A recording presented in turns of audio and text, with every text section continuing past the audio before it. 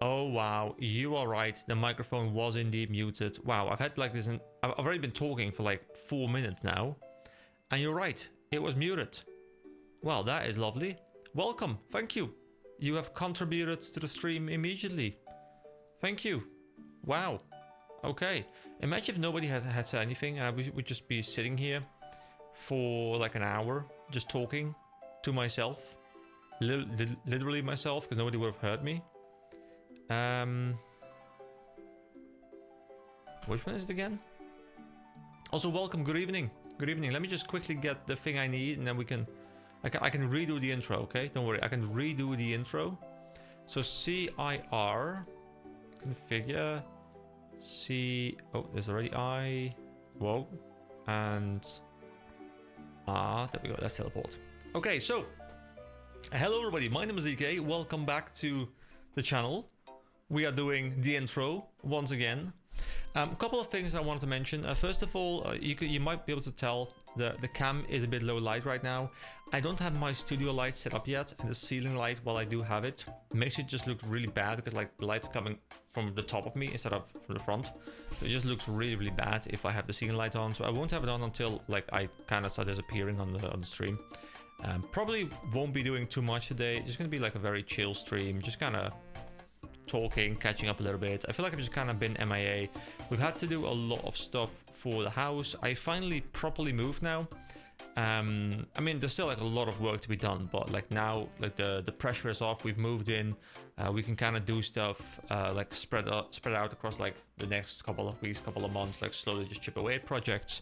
So there's a little bit more room for me to kind of get back into, you know, YouTube videos and streaming and stuff. So I wanted to make sure I streamed as quick as I could. Just so we can kind of have a bit of a catch-up session, because I felt like I was just kind of MIA for a while, which never feels great, because I like having some level of consistency going on. So the reason I'm here is I've never grabbed mahogany trees, but I wanted to do some bird housing, and I need one more level before I can go to yew logs. But I decided, because I've never had mahogany trees, mahogany bird houses, why not do one round of these guys? So I'm gonna cut down probably just one inventory of mahogany trees, and oh wait, hold on, you've completed a medium task in the Corentin and Kebos area. That is amazing. Wow, it's actually already like halfway done. This medium one is moving up quickly. Chop some mahogany logs north of the farming guild. Lovely. Okay, great. So yeah, today not really have a I don't have a plan. It'll just be kind of, you know, chatting, seeing what kind of things pop up. Just doing some skilling here and there. Some wood cutting, just some like super low intensity AFK stuff where I can just focus in the chat, because I like doing that. And I'm hoping it's going to be enough people where we can have a little bit of a yapping session, I believe people call it nowadays. Also, how are you doing? We haven't spoken in a while. I think it's been like 2 weeks since my last stream. So the experience on these trees is so much better, I think, than yews. I feel like yews just have like this, like their rate, at least for me at my current level, is just so bad that even though they give more experience per log, their rate of acquisition is just really low. I'm alright still at the night. Hold on, let me actually move the chat a little bit, because right now I have to move like my entire face around, which is just not optimal. I'm alright still at the 99 agility grind, about 720k experience to go. I mean, you're getting kind of close. As close as 700k experience is.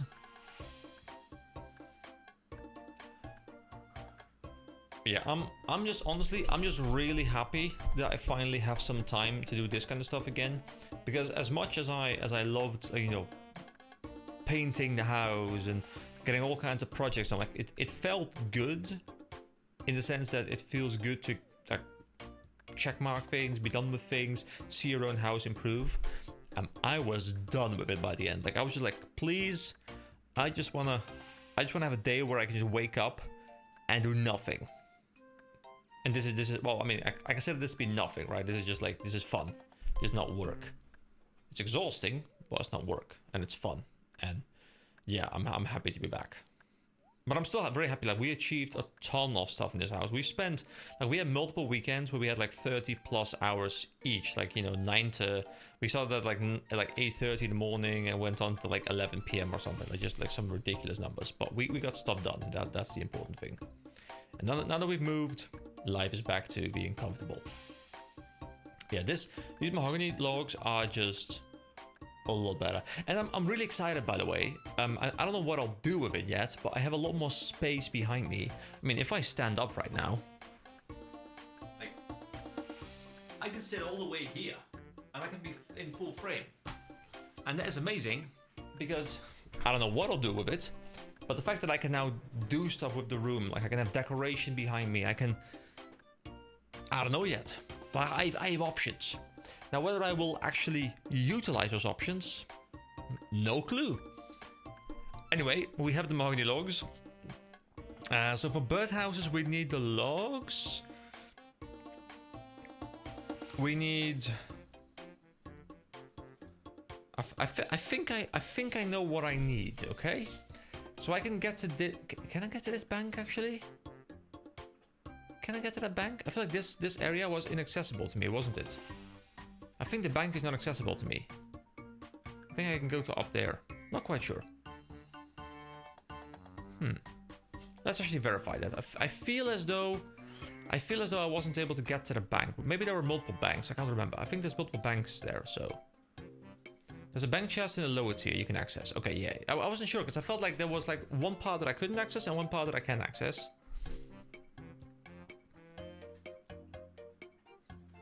And since my farming is only 60, actually, what level can I access the higher tiers? Is it other? 65 and 85. Right, so 65 is quite close. So there's a bank chest somewhere here, right? Around this corner, I think. Here, bank chest, okay. So, for now, let's just deposit all of this. What I needed like these clockwork thingies. These. I think the others might still be in birdhouses. I might actually have birdhouses that I can claim. I don't have the plugin active right now, I think. So I need that. I need seeds. And I have onion seeds. I don't need maple logs. I need mahogany logs. But what I'll do is I'll go to Varrock. And Varrock is... let me verify that. Varrock is law, air, fire. So it's law, it's air, triple, and then fire. There we go. Let's go Varrock. Then we go to the bank, and then we go to Fossil Island, and then we do the thing. Did I need like a... Oh, my brain's a little bit scrambled. Not really pun intended, but pun intended, I guess. Did I need a... I think I needed a hammer. Did I need a hammer? I think I needed a hammer to build these things. I'll just bring a hammer, just in case. So we can bring the hammer. Here we go. And we needed... And a chisel. There we go. Alright, bring the chisel too. I mean, to be fair, there is a bank chest there, so it wouldn't really matter too much. And then we bring mahoganies, and we'll just bring, like... this. So we have some inventory space left. Alright, let's head over to Fossil Island. Let's get some experience going. Because I want to start utilizing the yew logs that I've been getting from my wood cutting. And put them into birdhouses. Like, I keep saying it, but I really do enjoy the Iron Man aspect to my playthrough. Like, sometimes I could bypass things with the Grand Exchange, and I still choose to take an Iron Man approach. So like, I can totally see the appeal, because right now I'm thinking, ooh, I'm getting logs from here, so I want to utilize these logs. So if I can get my hunter to the appropriate level, then I can start using the birdhouses, so I can put my yew logs to use. Obviously, in practice, does it matter? No, because I could just buy those yew logs. But I love the connecting aspect of that. So I really understand why people like Iron Man so much. All right. So, I think I might still have... Yeah, I think there's still I think they're done. So I think I can just get experience anyway. I think I didn't even need to take this detour of going for mahogany. But hey, you know what? We will do one mahogany run, and then we'll move on over to yew logs. It's such a chill system, by the way. This whole birdhouse system. I haven't done it in a while, really, but empty. There we go, and rebuild. And now we have a mahogany birdhouse, and we put some seed in there, and we continue the loop. Loop-de-loop. It's great. So at what point do you expect to have your agility maxed? I'm assuming by this weekend somewhere. I think you mentioned in the Discord that you had like Sunday planned or something. Wait, hold on. Wasn't there... there's a birdhouse here. Yeah, empty. See, I don't really play OSRS on mobile too much, but if there's one thing that I really enjoyed, it's birdhouse runs. Probably Friday or Saturday at this rate. There we go. We've just hit 1500, so we can now make the yew birdhouses. The next round will be yew logs. But for now, I'll just commit to mahogany. The experience difference shouldn't be that insane. So it's like, you know, not really wasting too much. It's whatever. So we go to the magic mush tree. Lovely teleportation device. And we go to a Verdant Valley.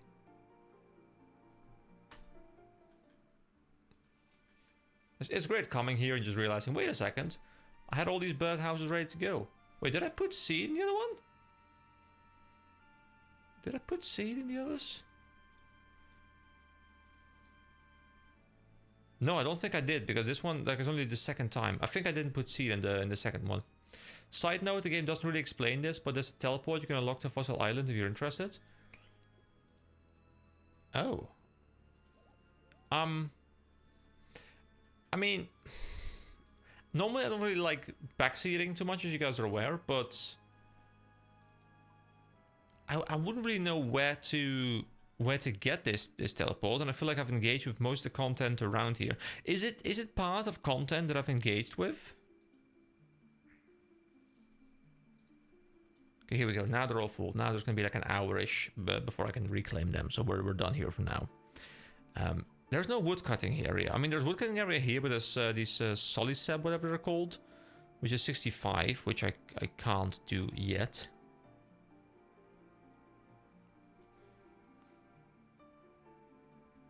It's also the volcanic mine that I'd love to check out at some point, but not on the stream. I want to do it on the video. I can't remember. At best, you might have tried it a bit. Because, you know, if it's like part of a game, like a part of the game that I've already engaged with, then I'm fine if you're like, hey, you can get it from there. If it's like, you know, this entirely new thing that I haven't really played with at all, then maybe it's a bit too spoilery. I'm not too sure.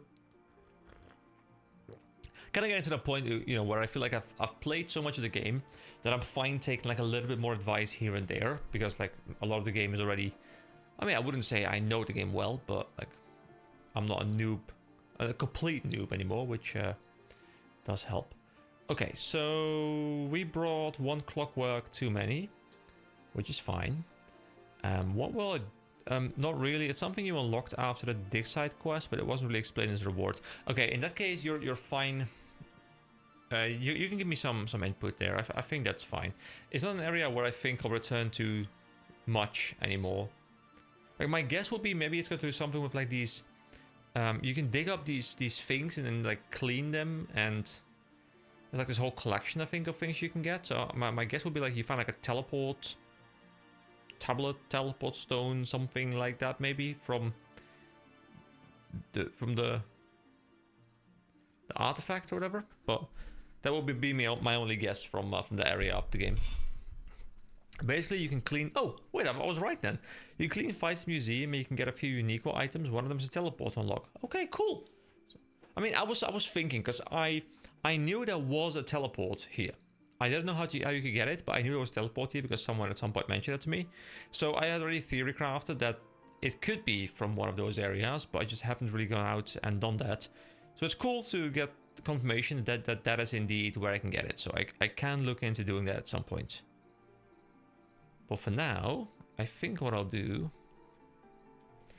is I kind of just want to do something chill, like leveling some more wood cutting or something. I think that's what I'll do. There's not the full story, as there's not a step after that, but it's a step closer. Okay, cool. I like the idea. That sounds cool.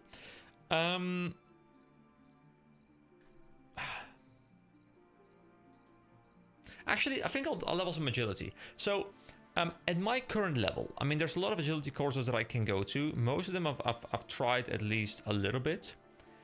What would you say is like somewhat fun? I mean, I've done the Varrock one.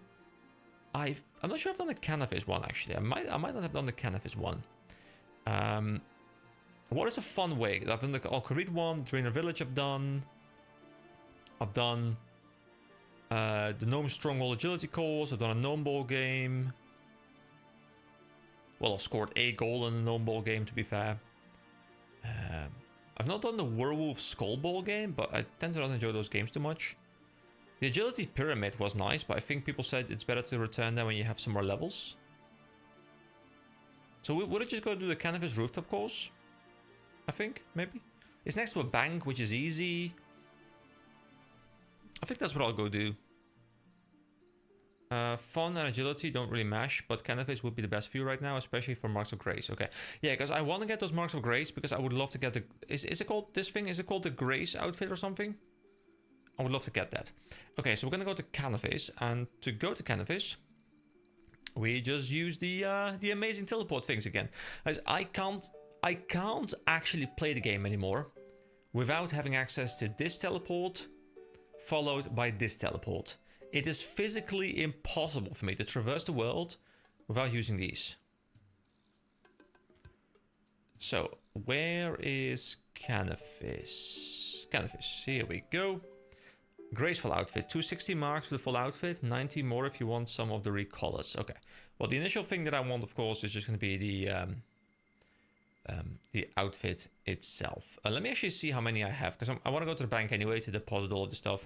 I don't have many, but I've looted some during my time doing some stuff, but I kind of want to go grind for it. I think it's going to be really helpful when I'm doing quests that don't really involve too much combat. So let's deposit the entire inventory and look up Mark of Grace. I have 16 right now. Yeah, like the thing that was interesting to me, like, is the fact that there's a GE average price, which I've heard they're not tradable. But like in my mind, I was like, oh wait, are they tradable? I mean, I should probably unequip my stuff, but for now I'll just do a couple of runs so we can climb this tall tree. I remember being here, being like, oh, I want to return here once I've unlocked that. So at least we can do this now.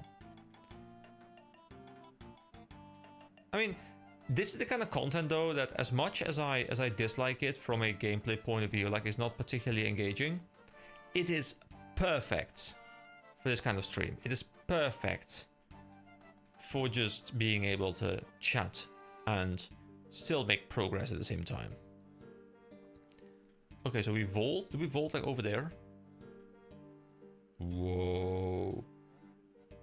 Whoa. Okay, it's getting quite dark. Hold on, let me turn on the ceiling lights.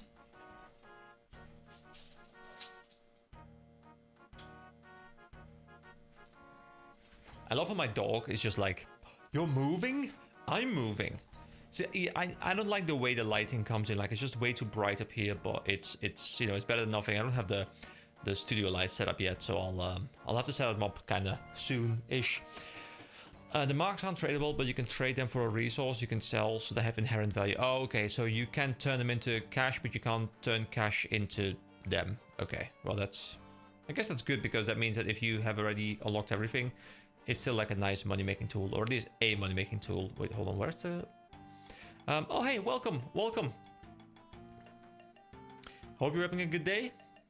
I'm really, really happy to be back streaming, making content, because I've missed it. I missed it a ton. I was just, you know, I was doing all the stuff with the house, and I was like, this is very important. Oh, look, I'm Mark of Grace. It's very important. I love the result, but I can't wait to get back to just sitting here, drinking some tea and having a chat. It's great.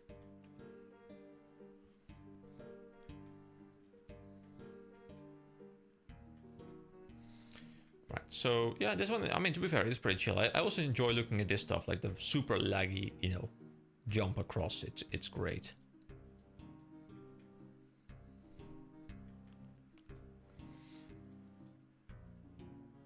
There we go. And we jump a gap. Is Canvas your current best course? I mean, I think it is. I mean, I've just started doing it. This is the second run I've done. But I am 41. So I believe, based on this list, it is the best I can do. Now, I don't know. There's also high-level agility arena obstacles.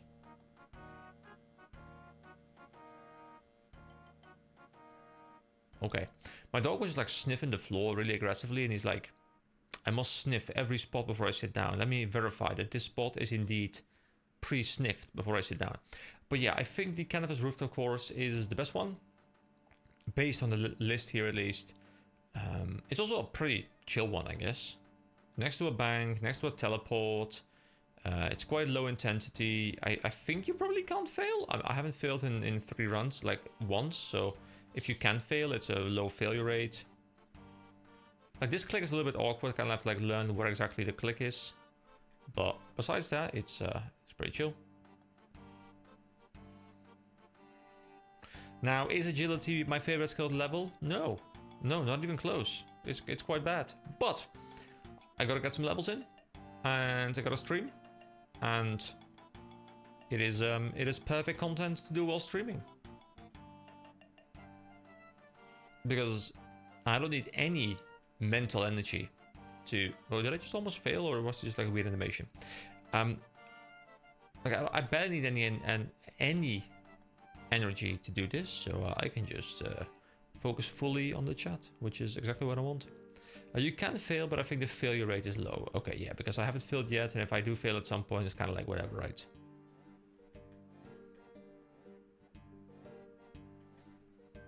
Also, you guys in the Discord, I think you're both in the Discord. Yeah, you are. You will have seen I've breached level 1300 with 1302 right now. I've also recorded episode, or like part 125, which I still have to go and edit, but will probably be coming up hopefully tomorrow, maybe the day after. Kind of depends on how much time I have outside of the stream. But yeah, I'm happy to have some stuff coming out again. Works fine for me. I'm mostly listening while doing something on the side. Yeah, I mean, that's what I pretty much expect people to do. Honestly, like, for most of the streams, whatever is happening in OSRS is mostly secondary. People will probably be commenting on stuff happening on the screen, but it is not the main focus. I am training agility while watching you train agility. Perfect. That is indeed perfection. See, I synced it up perfectly so that you would not feel lonely. However, I'm a bit curious. My rates, I mean, I don't even know what my rate would be right now. I can't really see the experience per hour calculation right now. But is agility, when you're in that, like, you know, that 90 to 99 range, like the late levels, does it slow down a lot, or does it at least scale up somewhat decently in terms of your experience per hour? I feel like it's probably going to be one of the slower ones, right? I reckon.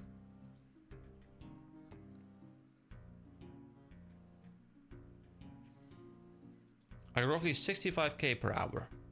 There's a way faster course, but I want marks.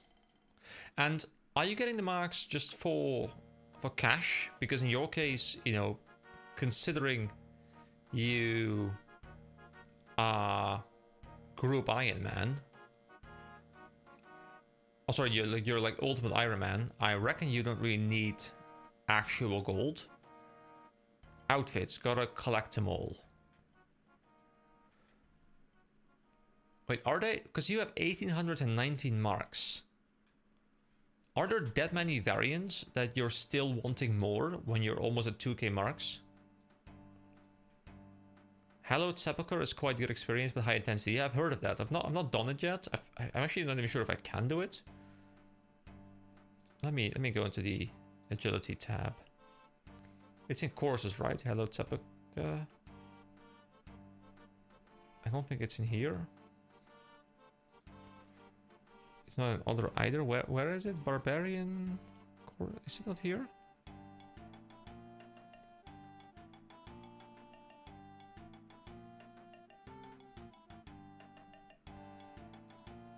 think I've seen it somewhere. Maybe I've seen it in a different skill tab. Oh, here it is. Hello, Sepulchre. Floor 1, floor 2. Okay, so 50. Okay, so 11 more levels and I could technically do it. Sepulchre is high level and stuck behind a lot of more Mauritania quests. Okay.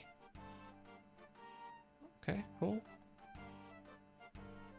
There's like 12 total. I have bought 2 so far. Okay, so lots of stuff to grind for. And are you doing it because you're just that much of a completionist? Or are you doing it because you want the collection log completed? Is it part of like one big collection log thing? Okay, if I go to the collection log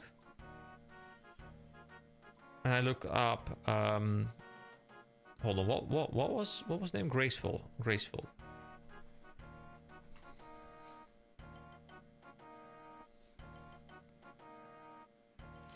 This isn't for a collection log, I just want to fill my play around house wardrobe. Oh, okay, fair.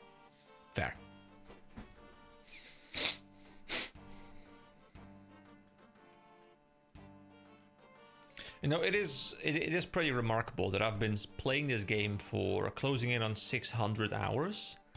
And I am sitting on a total of 36 out of 1701 collection logged. Obviously, you don't really get many of them in the early game, because they're mostly from like mid to end game content, I guess. But it's still interesting that I've gotten so few relative to the cap, having played 600 hours. Like in most games, you would at least be like 20-30% in, I think, just like naturally by playing the game. But in this game, you really have to go out and look for them pretty much. But yeah, this is indeed not the most engaging content. I have to agree. So is this pretty much agility all the way up to 99? Is this pretty much like what I'm doing right now? Is this agility? Or I'm assuming the Hello Sepulchre is probably more, you said it's more intense. I'm assuming you have to like dodge things, like, is it like a course but like much more manual input? Much more player skill dependent?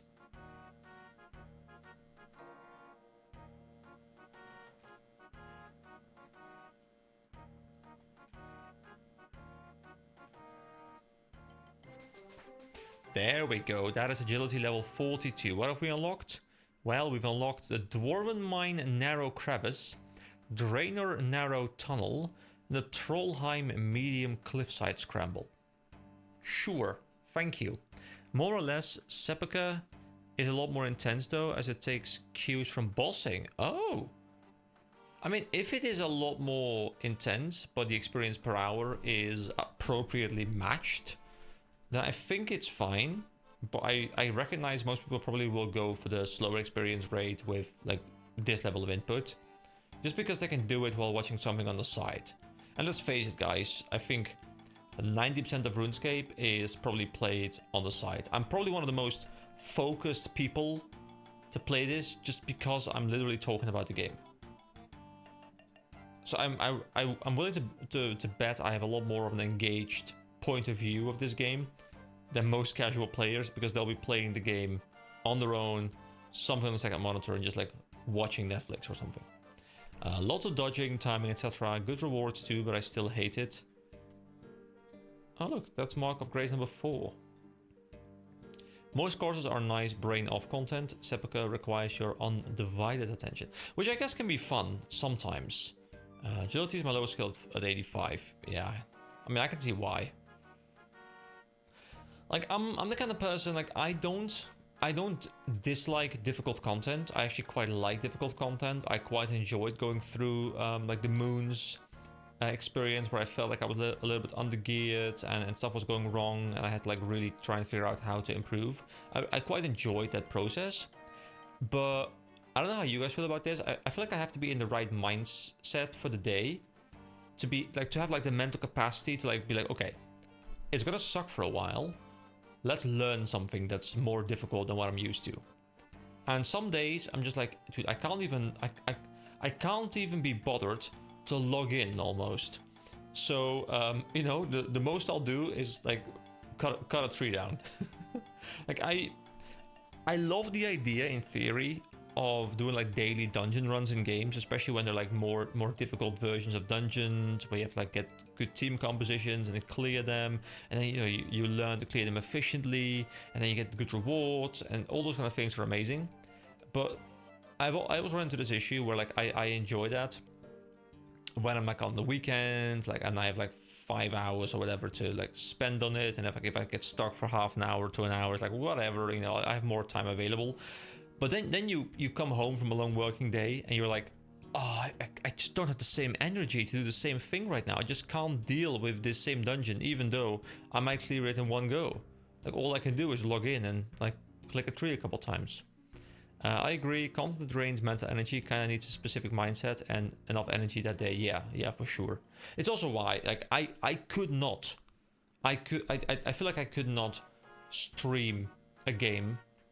Like I feel like League of Legends to me is an exception, just because I've played a game for like 15 years. Like even like the mental drain, like I'm so invested in just like playing once I'm playing that like it doesn't feel like effort. Like I get like this like immediate return of like dopamine from the game, but I could not like stream raids every day in a game or something. Like I could not be a raiding streamer. I think I would have to force myself. I would burn out. I would completely stop enjoying it because I would have to like force myself to do that kind of content on days where I don't want to do that. Hey, what are we up to? We are up on roofs. Yeah, think about that. Now we are on a different roof. And hold on. Now we are on yet another roof. But yeah, hello, welcome. We are just chatting today. We are not achieving anything except for jumping on rooftops right now. We've set up some birdhouses, which I'll go claim maybe in the stream, maybe after the stream, but we've set up some birdhouses. And now we are just like jumping around on rooftops, getting some agility experience and some marks of grace, which is lovely. But the most important thing is that I'm here to chat to you guys. I want to chat.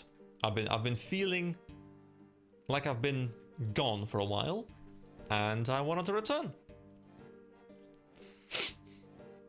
And what better way to return than to just be here to be able to interact on the stream? It's lovely. So does my agility, my energy reset every time I jump from building to building, so that it's always going? That's actually really, really kind of Jagex. Thank you, Jagex. And I'm obviously here to provide you guys with the most intense gameplay. I know for a fact that you guys are sitting there with me on your primary monitor, full screen, watching as I perform this immense feat of human strength, fortitude, and just pure dexterity as I click my way from rooftop to rooftop. No way am I on your second or tertiary monitor. No, I'm in full focus on your living room TV. I know this for a fact. It's always fun to me, guys. I can see, I mean, every creator can see what devices people are watching your content on. And I always imagine that, like, my content, I would assume, is listened to, and I said listen to because I think most people don't watch, is listened to in two specific circumstances. One, they're playing a game, probably also a RuneScape. I am on their second or third monitor, and they are listening to me as they're playing the game themselves, because they need something, to make sure they don't think, because thinking is scary. The other option is people are doing a similar thing IRL. They've got me on their phone, I'm on their headphones, and I'm just like, attempting to ASMR into their ears as they're doing chores. I think those are the two circumstances. But then you look at the analytics and you see that people are looking at you on their living room television. Well, I mean, it doesn't say living room specifically, but it says television. And televisions are like something you have more focus for, right? I mean, you can still like have the TV on, I guess, and be on your phone or the couch. That works. But I feel like putting something on the TV, like, to me, implies a little bit that you're watching. And I'm just like, interesting. Interesting. Honestly, I put my unlimited data SIM on my phone and then can't be asked to put it back in the router. So I'm playing Terraria on PC and stream on phone. I mean, that makes perfect sense. That makes perfect sense. Thank you for having me on your phone. Like, I feel in my mind like there's like phone content, there's PC content, and there is TV content, kinda. Like, if I'm watching a professional game or a show or something, I'm not watching on my phone. I'm watching on my PC or my TV. Very rarely on my phone, but not very often. When I'm watching a stream, I'm pretty much never on TV. And when I say stream, like, you know, if I'm watching like a professional esport, that's not a stream. You know, that's like that's like I'm watching a match. You know, but when I'm watching, you know, Josh Strive Hayes play through whatever game he's now playing, because he swaps around a lot, that's either phone or PC. There's very rarely a situation where someone is on all three. Also, I've gotten 6 marks so far. And mark my words, I will make it 7. Very soon.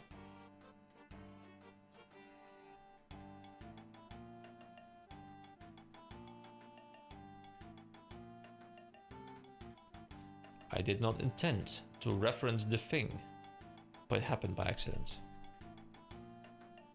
It happens to the best of us.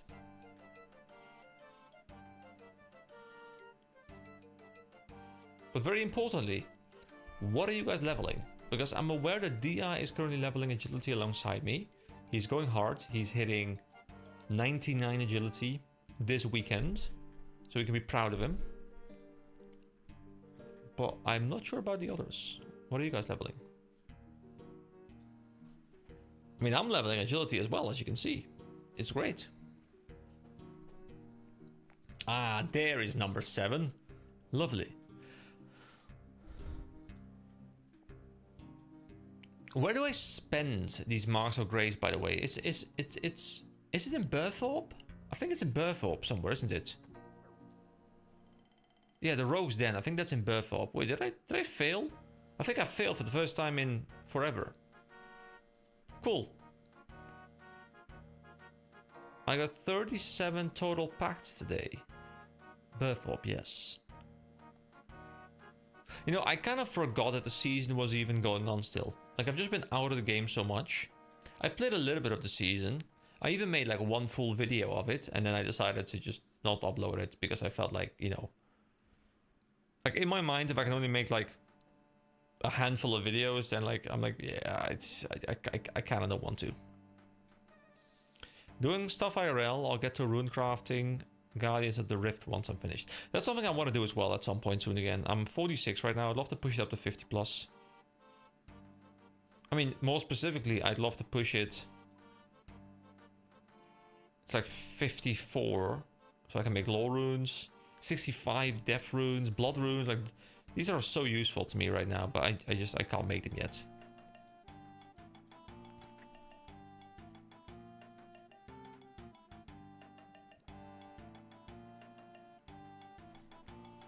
I gotta make sure to drink my tea.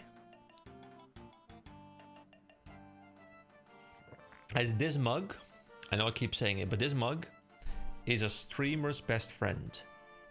Because you can put tea in here, you can put coffee in here, and it'll just stay warm for the entire stream. Or at least, you know, like 2-3 hours. It's perfect. Oh, speaking of hot drinks, by the way, we bought a coffee machine. You know, I used to have like this the Senseo thing with oh, I failed again. Same jump, I think. With, you know, like these coffee pads, and like the water goes through the pads, and like it absorbs some of the flavor and it comes out. Very, very simple stuff that I think most people who are like coffee connoisseurs will be like, oh my god, can you even drink that stuff? I quite enjoyed it, but you know what? Point of the story is we moved on over to you know, a proper coffee machine. I think it was like 500 euros ish or something. I think it, like, the retail price was like 6 something. It was like on sale. But anyway, we got this coffee machine, and you know, I'm drinking the coffee, you know, with the cheapest possible beans, because, you know, we wanted to make sure we had like a foundation as to what to expect of like cheap beans, so that when you eventually upgrade, like, you can appreciate the upgrade. But, you know, it's better to, I think, start with like the cheapest stuff, like the lower end stuff, and then work your way up, as opposed to like buying something high end and having to go back down. But I'm drinking it, I'm like, am I enjoying this more than my old like cheap ass coffee?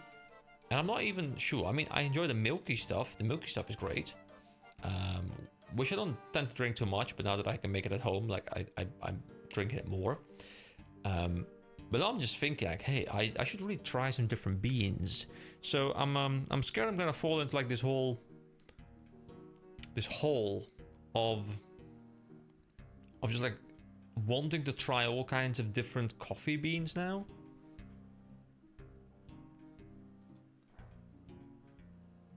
Which I think is a very scary thing to dive into, this rabbit hole, because there are so many options there. I've seen, you know, I've seen coffee beans with like a bit of a chocolatey flavor, and like you know, like a nutty flavor, and all kinds of different roasts. And I'm just thinking, like, oh my god, there's like this whole world out there that I've just not really engaged with pretty much whatsoever. But now I want to, because like you don't get like this decently expensive coffee machine and then just, you know, stop at the first possible bean you can buy, right? You try some different things and see what you like, what sticks. Do you guys have coffee machines with like coffee beans?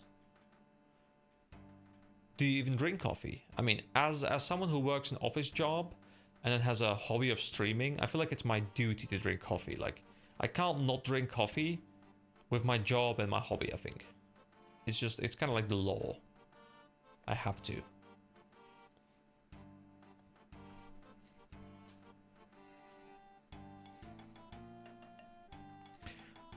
Trying to think when I should move on from this place.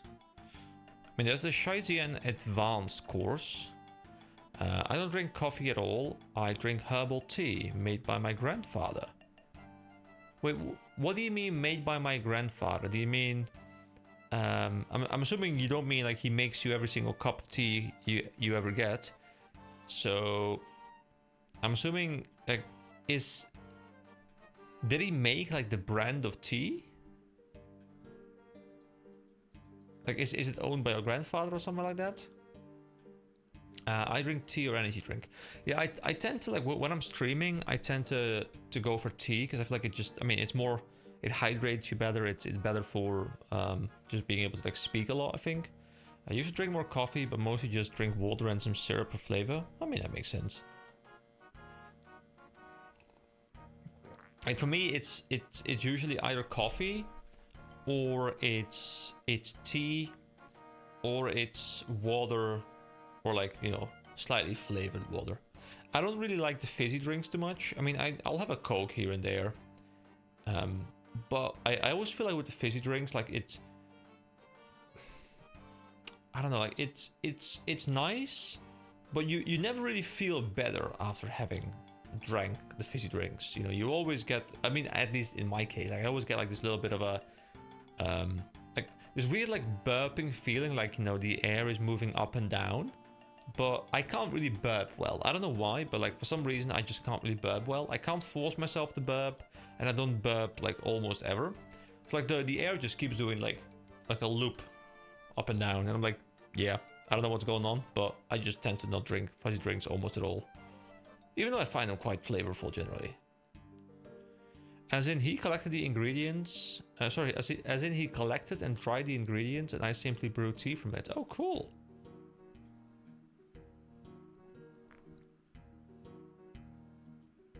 I mean, that must be some fresh tea then. I mean, my tea, as much as I would like to act like I have like a very high tea appreciation or something, my tea comes from like these standard tea bags. So I mean, I guess I can teabag people. I guess that's nice, but yeah. Like I used to have like this very simple setup. Like my tea would come from a tea bag, my coffee would come from like a little pad. Life was simple. Now I gotta become like a coffee connoisseur or something. We all know, you know, once you drink fancier coffee, like you don't have to ask people whether they drink fancy coffee. They will tell you, right? Now that I drink fancier coffee, I feel it's my obligation as part of the cult to now start telling people how to drink their coffee. You know, it's just the way things work.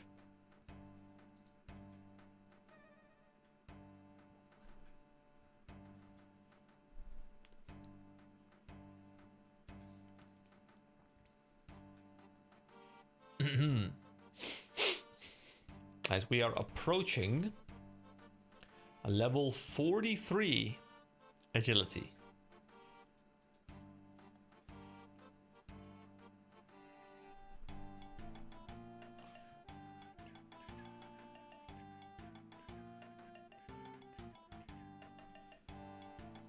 Very slowly. One more round and we will level up. Man, my character can sure jump very well. I would not be able to land these jumps. To be fair, he's mostly just teleporting from one roof to the other. There really isn't like an actual jump animation for most of it. But it doesn't matter. By the way, I was looking through Steam the other day, and I can actually just open it. Yeah. I happened to get recommended RuneScape Dragon Wilds again, which I know released about a year ago at this point. Have you guys played that game? I mean, I tend not to be that much into survival games, but it looks quite alright, honestly. And with the RuneScape IP behind it, like a game known for its like crafting and gathering mechanics, I feel as though it might be fun to check out if it ever goes on sale.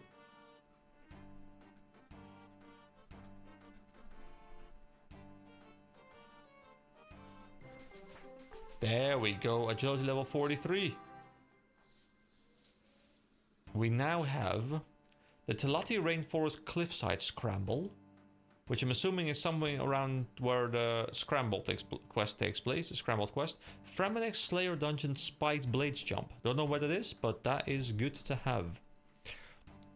Haven't played it, not really my cup of tea, but from what I've heard, people like it. I don't think my PC would run it. Looks nice, haven't tried it. So pretty much nobody here has tried it. You know, I'm a little bit tempted to do like probably if I were to do it, it'd probably be like a one-off video. But I kind of like the idea of checking it out as someone who now kind of understands what makes RuneScape.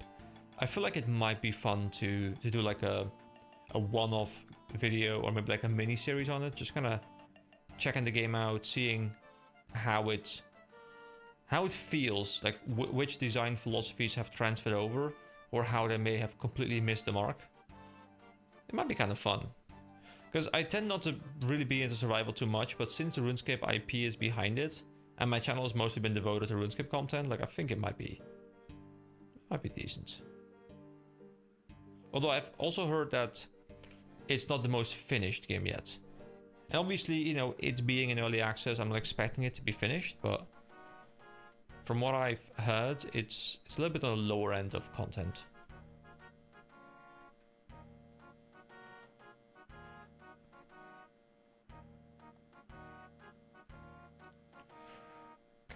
We have 10 marks of grace, which puts us up to 26 in total.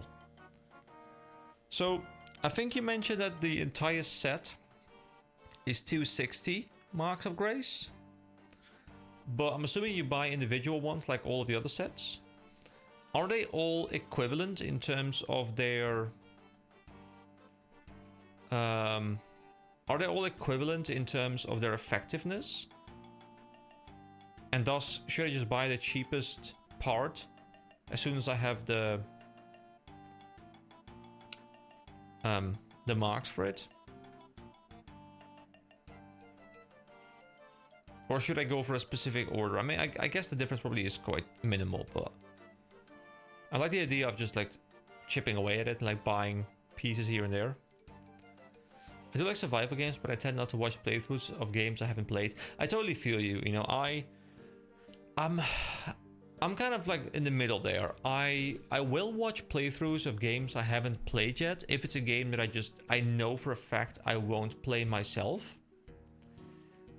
But if it's a game where I think I'll cover it, or like I'll play it either off screen or on the recording, I will not touch it, especially if I want to play it on the recording. Like there was this big playthrough by a YouTuber that I watched who did Final Fantasy XIV, and I could have watched it, and I'm not sure if I'll ever like fully dive into the game.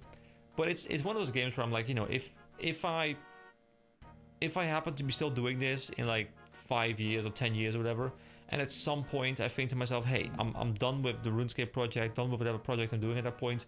I want to be able to go into Final Fantasy and be as fresh as I can be. So I can't go ahead and watch the series because I still have it like in the back of my mind, like, hey, maybe one day I'll check it out. But if it's a game that I know for a fact that I just would not play, then I'm fine checking the playthrough. But only if it's like a really good one, if it's like someone I already enjoy watching generally. I don't think they're all the same, but all pieces give you benefits, so it probably won't matter which order you get them in. Yeah. I mean, I tend not to do this too much, but I can look this one up. So it's the graceful outfit. I'm curious to see what the path costs are.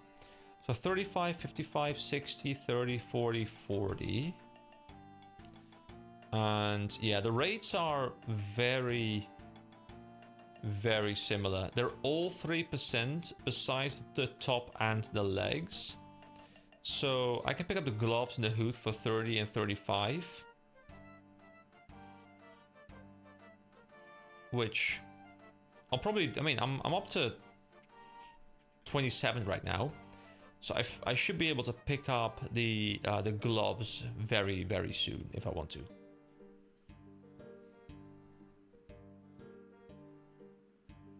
Oh wait, they also have weight reduction. So they have weight reduction on them and run energy restoration. Interesting. Same, but generally the games I wouldn't play in the future are also games I wouldn't watch either. Yep, that too I feel. Like if for me it is, if it's a content creator I've been watching for a while and I enjoy like the way they deliver content, I would watch games that I'm not the biggest fan of just because I enjoy the way the creator plays those games. But I would never search for a playthrough of a game that I don't have any interest in. So like it has to come from a creator that I'm already invested in. Would I watch their playthrough of a game, which doesn't happen too often, but it's happened before. Like I watched a playthrough of Final Fantasy X, for example, which looks like an amazing game. I might enjoy it like now, but back when I watched it like 10 years ago or whatever, I was like, yeah, I just, you know, it just wasn't something that I was too interested in. Like it didn't grab me, but the playthrough made it like look a lot better than maybe it is. I'm not sure. It's a really cool game though.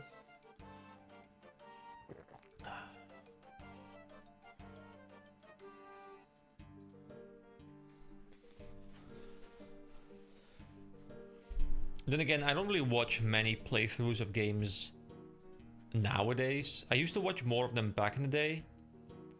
I just feel like, I guess it mostly changed for me when I started doing them myself. Like, you know, whenever I'm watching a playthrough of someone, I'm thinking, hey, I could be on the other side of the camera right now. I could be the one recording the playthrough as opposed to watching a playthrough. Oh, I failed again. I always failed this jump. I feel like, I mean, it might be random, but I feel like this is the one check that you can fail. It's happened like 4 times now where it's always this specific jump. Then again, you know, it might be very much a random thing that I just happened to fall there for 4 times. But yeah, we have the option to go buy a part of the Graceful set soon, and that is amazing. I will have a goal to work towards as I'm leveling this. Yeah, only specific obstacles can be failed on rooftop courses. They removed the jump right at the end. Wait, there was a skill check jump at the end, and that is something you failed? Did you like jump from here to like someplace else and you could fail that? Like this jump?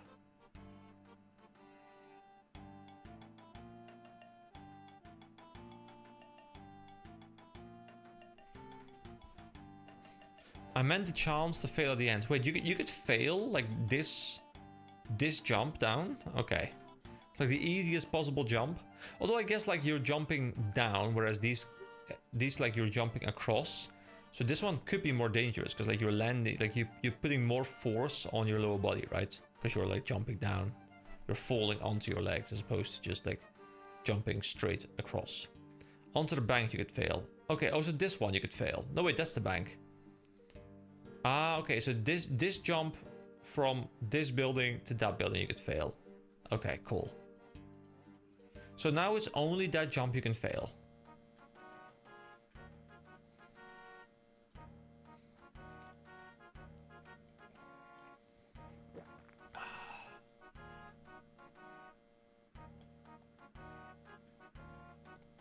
The jump to finish the course was fine. Yeah, okay. Okay. I got it. I got it. Thank you.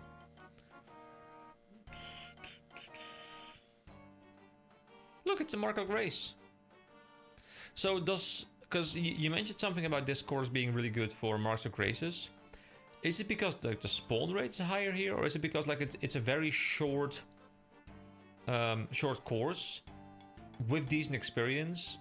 So like you like keep looping it very quickly. Because I'm assuming like every time you complete a run, there's a chance that on that same thing, on that same course, a mark spawns. And because it's quite a short run, you could like roll the chance for a mark a lot. At least that's what I'm guessing is the case, but maybe you guys can inform me as to. The spawn rate is high until you've got access to higher level courses. Okay, so in this case, like I'm fine being kind of guided. I mean, I don't want to look up like a proper guide because I don't want to just, you know, play only for efficiency. But you're welcome to give me some input here. So as I unlock the other ones, like I will try the other ones, the ones that I've gotten access to, because I just want to see what they're like. But should I just be moving over towards the Falador rooftop course because like it's a rooftop course again, and those tend to be quite quick? Also, it's fun to like return to Falador and have some content there. I quite enjoyed this zone as well. Like it's quite chill.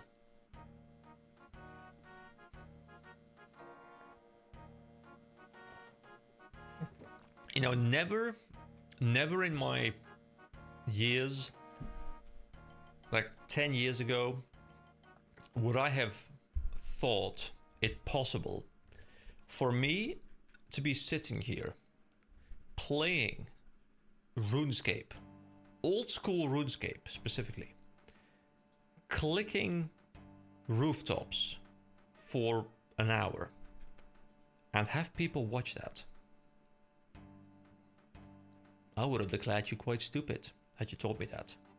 But that is what happens. You guys are here. Honestly, I can't remember which low to mid-level courses are best from the most part. Let me think. Canvas used to be the highest spawn rate across all levels. They changed it quite recently so that the highest available is best. Okay, so I think that's actually better. Because I think it would really suck if people who are like 80 agility are still doing this just because they want to get the marks. Because first of all, it makes the pool really small. Like why would you go to a higher tier one? Like there's no fun in unlocking the higher tier.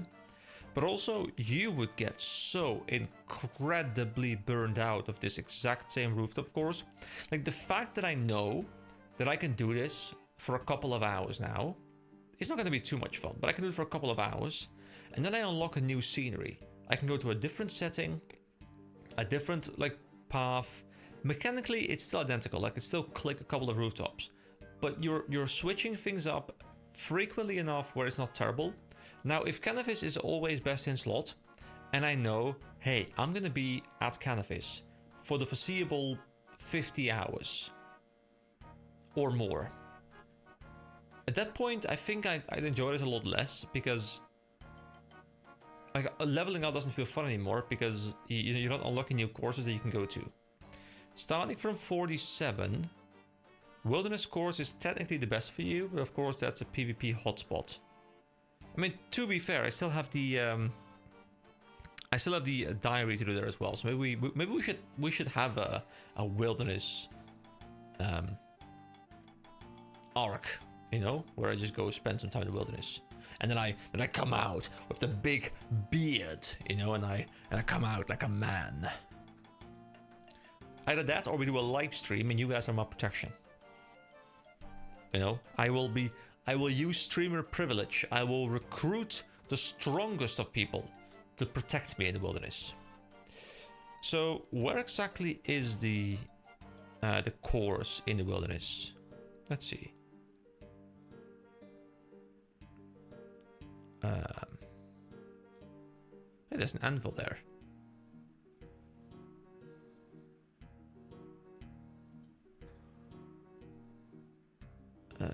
Wait, hold on. Am I?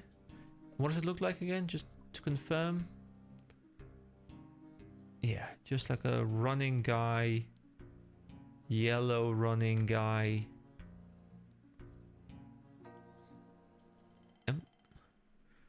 Can I look up training?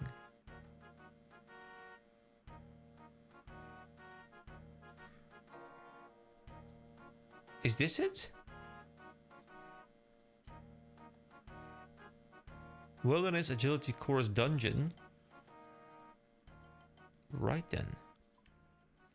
Other than that, I'd say rooftops are generally the best. Hallowed Sepulchre is the best experience overall, though. Alright, I mean, I'll be sure to check it out. But if it's a high intensity, then like it might be fun to check out as content for the channel, but it might not be the most fun to just be like spending hours and hours and hours of my life on.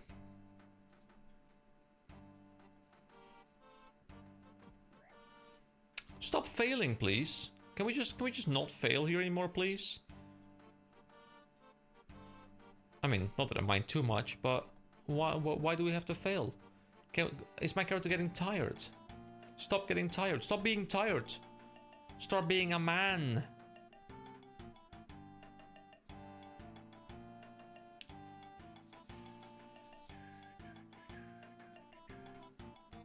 Additionally, the Colossal Worm course is the most AFK with exclusive rewards. Oh yeah, that's the one in Varlamore that I saw on the video, but I wasn't able to access yet. I want to go there because I guess I can get blessed bone shards there as well, right? So I can level prayer indirectly as well.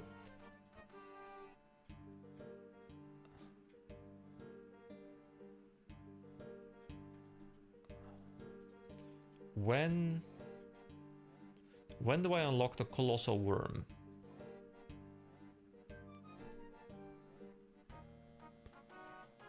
$50. Oh, it's a basic course. And that's the advanced course. Okay, so 50 is not too far away. I can hit 50. Go to bed and fill a captcha. Because that was an anti-botting mesh with RuneScape Classic. Oh yeah. Remember the days when captchas were still, you know, useful? I had a captcha the other day where I had to solve a puzzle.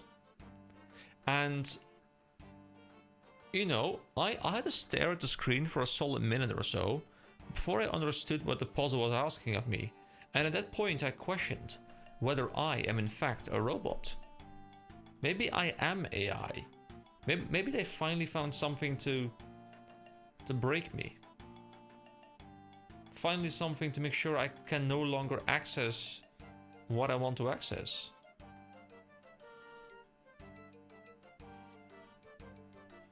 It's not that the puzzle was hard. It was that the puzzle was unclear. I had no idea what the puzzle was asking of me. And after about a minute, it clicked and it was easy. But, you know, I think we're getting to a point now where some of the captchas are becoming so difficult, or can become so difficult, that it's going to surpass the ability of a lot of, you know, humans to be able to solve them. And at some point, we're gonna get to a point where like the AI might be able to solve CAPTCHAs better than we are. At which point, they can no longer be used to verify we're human. Which is an interesting thing to think about. The real robots were the ones made along the way. Exactly. You know, I am a robot. You guys are also robots. I had you guys programmed to watch this channel and to boost my viewer numbers, because I realized at some point years ago, you know, guys, I'm not gonna make it. You know, nobody wants to watch this guy rambling. People just want me to scream 6-7 all day. So instead, I decided, you know what? Let me get into robotics, create an audience, give them sentience, give them memories, make them think they're humans. But instead, you know, you guys are now watching my content, and that is how it happened. We're not robots, we're just imaginary friends. Oh wait, hold on. Yeah, I'm mixing things up. You know, I'm actually not even talking to you guys. My monitor is just off. I'm just imagining everything going on. We live in a simulation. And now it's, if you solve the CAPTCHA, you're a bot. You have to fail to pass. Ooh, we're getting deep. Yeah, that's rough. But honestly, I do think it's an issue. Like, I think there was a time when computers were like so stupid, like they were literally just calculators, like with fancy graphics. And at that point, you know, you could fool them because they just could not understand anything happening on the screen. But nowadays, like with the amount of information they have to analyze, like they're still not super intelligent. Like they still make like the weirdest, stupid mistakes. But given enough time and given enough progress, it's going to be harder and harder to have CAPTCHAs that can be bypassed by humans, but can't be bypassed by AI. Like next thing you know, guys, you know, I'm going to have to like grab some blood from my arm or something. I have to deposit it into like a little tube. It's gonna scan my blood and verify whether I'm a human or not. And then, you know, the robots, you know, they're gonna be here. They're gonna be carrying like big bags of blood all over the place. Like the entire floor is gonna be messy because like a bag of blood breaks. But you know, they need it because they have to pass the CAPTCHA. Like, guys, it's this whole thing. Okay, it's this whole thing. I do not know how I got onto this topic, but there you go. We're talking about bags of blood on the floor. Meanwhile, I just got a new rug. I got a new rug, guys. I counted blood on my floor. I got a new rug. Okay. I thought we was gonna protect children. No. No, I don't think so. No, we are protecting the robot overlords. They pay our salaries.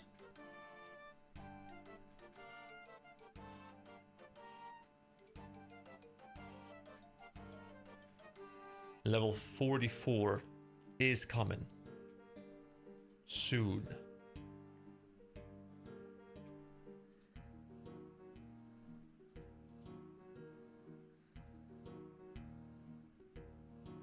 There we go. We succeeded the jump.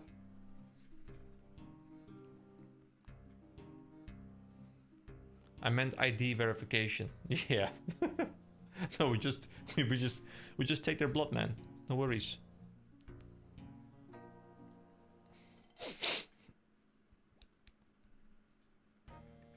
But in all seriousness though, hold on. Is this guy talking to me? Hello, Turpentine. Thank you for your donation. I appreciate that. But yeah, in all seriousness, I do think growing up as a kid in this age is difficult. I think just like the amount of programming going on through ads, through social media, through all kinds of trends, like companies using AI to manipulate the minds of children who are not yet able to distinguish what they should be focusing on. It must be so hard to grow up in this age, and I'm aware that a lot of adults also fall for the exact same tactics. I mean, I'm not gonna pretend I don't.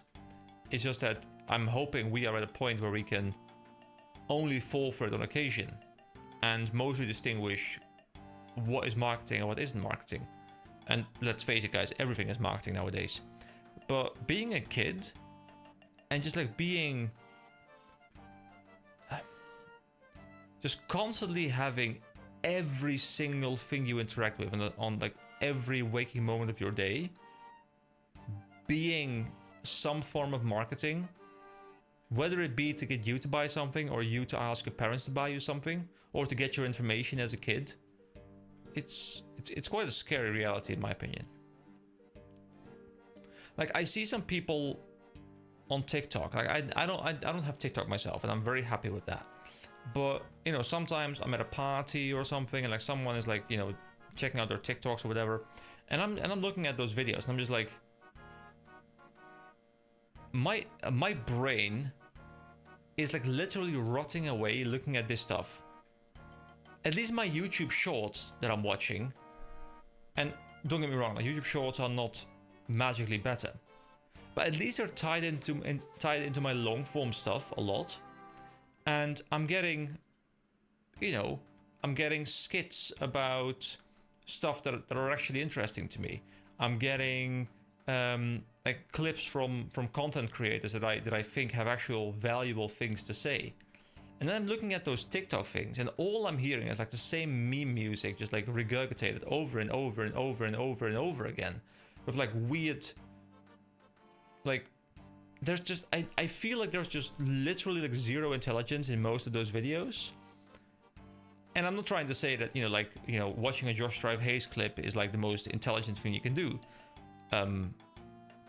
But I do think there's like at least like the stuff that I'm getting on my YouTube feed, like it's some level of intelligence. There's like some level of communication. There's some level of a message coming across, whether it be a funny thing, whether it be like an actual life advice thing, whether it be something else. But then I'm watching those TikToks and I'm just like, there's just nothing. It's pure turn brain off entertainment, which is fine on its own, but not fine when it's consumed for like 8 hours a day and it's full of marketing crap. Agreed, not to mention the AI generated images will distort the border between reality and an imagination. So at some point, how are you supposed to know what's true? For sure. I mean, I have seen images, and I'm not afraid to admit this, I have seen images generated by AI that I did not know were generated by AI had someone not told me. Like, I can be fooled.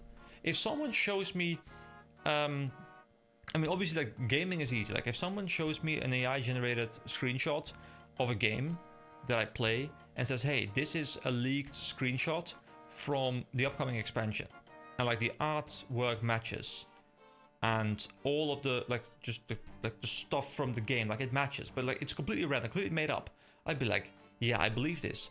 But, you know, much further, if someone shows me an image of, like, some famous person doing something ridiculous,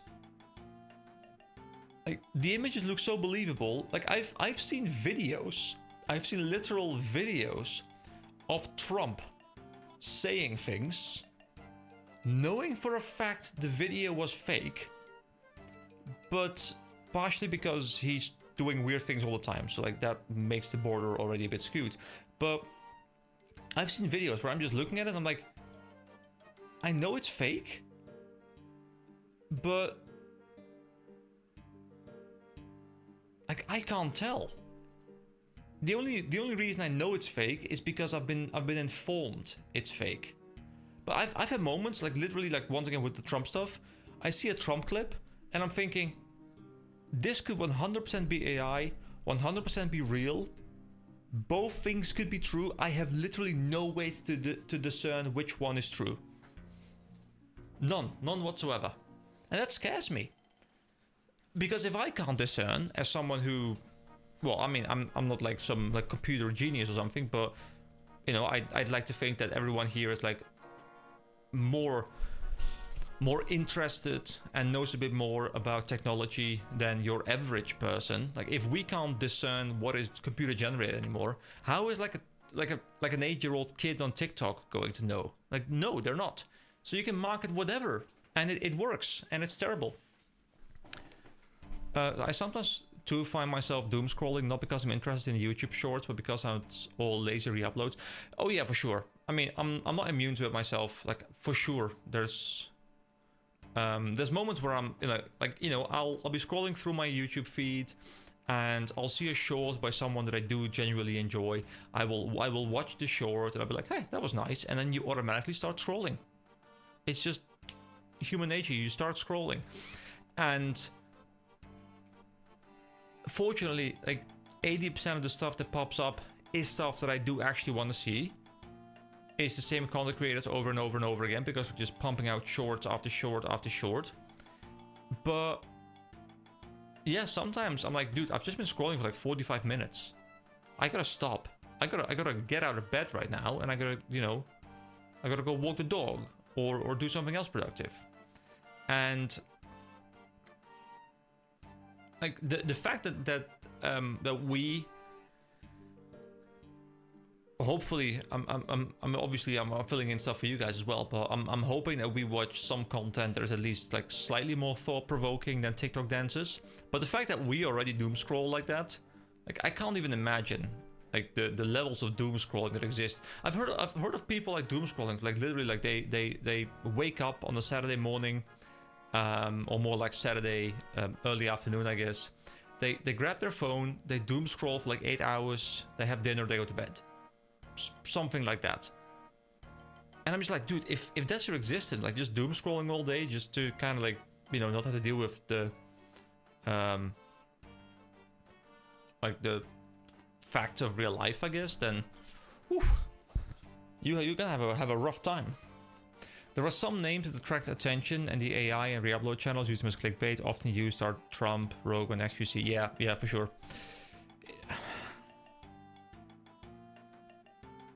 I've always hated the nature of content creation.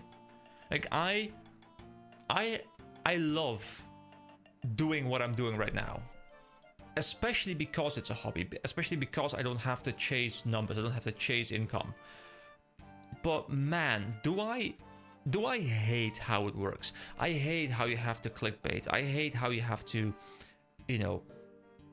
follow trends. You have to exaggerate everything. I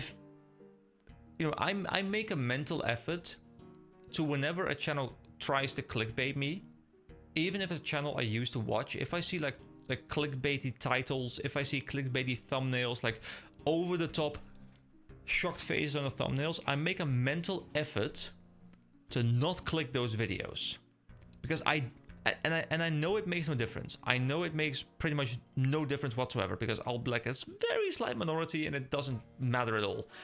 But I'm like, if I cannot click this video, if I just don't watch this video, then the click-through rate goes down, the watch time goes down. Maybe I can inspire them not to do it. It's like this thing where I'm just like, I just can't support the clickbait stuff. But I know it works, and I know why they do it. Because they look at their analytics and they're like, okay, so if I don't have clickbait, I get like 10k views. If I do have clickbait, I get 80k. Well, 80k makes me a lot more money, so I guess I have to, because everyone else does it. Also, I think I need to change a little thing about my cam real quick. So there's like an anti-flicker thing, and I think it should be... Yeah, now it no longer flickers. There we go. I've been on Twitter for years, mostly to look up art, but lately there's been a surge of AI-generated content and hate. I can't always tell what's made by a real artist. It really bothers me. Yeah, I feel like art is one of those areas where it's weird, because basic art is something AI can take over very well. But I'd like to think there's a certain part of human ingenuity where like art doesn't come from the brain, really. Art comes more from like, hey, what feels good, And I'd like to think that an AI can't replicate that, but in practice, I think it's very easy to replicate. Which makes me feel like artists just don't have a job anymore. Like, look at my thumbnails. Like, I know people hate AI. I know people really hate AI, especially on YouTube. It's a small minority, but people who hate it, and I don't like it myself either.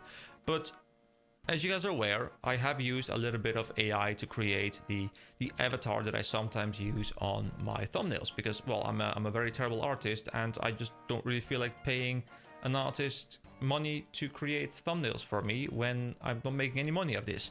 So for me, it's like a way to outsource it for free, unfortunately. And that means, well, first of all, I'm not paying an artist, but second of all, like, I am using AI to create my thumbnails on occasion. Like, not the entire thumbnail, just like a little part of it, and then I like create something around it. So like, it's not like complete AI made, but I'm using it, and I know for a fact that I'm using barely any proper tools when it comes to image generation. Like, if I really spent a lot of time on it and I had like highly advanced tools, I could create such amazing thumbnails for sure, where I just create a thumbnail for this video that gets clicks, and it will just like create something. But I want to have some sort of input. I want to choose what I put on there, and they're terrible thumbnails, but they're mine. And like, there's a little bit of AI in there, but the amount of AI that's just like everywhere it's disheartening. And to me, it doesn't really matter too much, because I don't really have a creative job. And I think the part that I do like creating in is the only part AI can't take over easily. Like, literally what we're doing right now, chatting back and forth, streaming, making videos, using my thoughts, talking to you guys. AI can do that, but I think AI can't do it to the same extent that we can as humans. So I think this little part of the creative process that I enjoy the most isn't really AI driven yet. But so many of the other areas in music and in art, and even like visual effects on movies and stuff, it's just all been taken over by AI. And I feel like we're gonna get into a situation where we're gonna like homogenize everything. Like, nobody has any creativity anymore, and it's all just gonna be the same like preset of AI over and over and over again, and we're gonna lose creativity, because people just don't need to be creative anymore, so that they don't train their creative self and they just stop being creative. What irks me most recently is the very vague "it's over" titles. I generally don't click them out of spite, even if the actual content might interest me. Oh yeah. There's also been this big trend, I feel, with I mean, they're not really clickbaity titles, honestly. I think they're actually more thumbnails, sorry. I think they're actually quite good thumbnails, but there's like these thumbnails I've been seeing where it's titled something like the 7 levels of, and then you see like one image with like 7 different images in there, and then, you know, different colors being used to segment them. And then like if we do shows, for example, you know, like there'll be like level 1 shows, and it'll be like a really bad show, and then it'll be, you know, level 7 shows, and level 7 will then be Breaking Bad or Better Call Saul, like someone that's considered to be like some of the best TV ever made. And then obviously, you know, in between they'll put some clickbaity stuff. You know, they'll be like, what if we just put something on the thumbnail to like insinuate that this is a bad show, even though people love it, so people get to click it. But I think the thumbnail works really well, because to me, I'm just seeing it, I'm like, ooh, you know, what are the shows that are on the same level as Breaking Bad? So it works, but I think it's a trend I've been seeing a lot more. But at least, you know, it's not clickbait. It is clever, getting me to be interested in their content, and I think that's fine. But yeah, the amount of clickbait and like the amount of similar tactics I see over and over and over again on YouTube, it sucks. But I know it works. I know for a fact that my thumbnails are really terrible. Like, if I look at my channel from if I had to make money off my channel, and I looked objectively at the way I title my videos, I create my thumbnails, honestly, it's shit tier.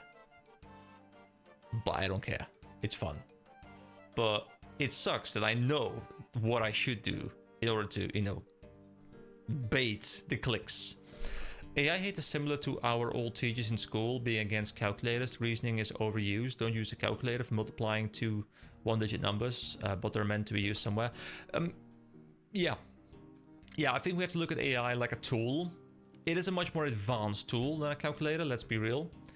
And I do think the comparison is true. However, I do think there's more danger with AI. And the reason I'm saying that is because math is something where there isn't really much creativity in math. It's all just facts. And you can outsource facts easily and then fall back on it because the end result of a fact doesn't change depending on the source.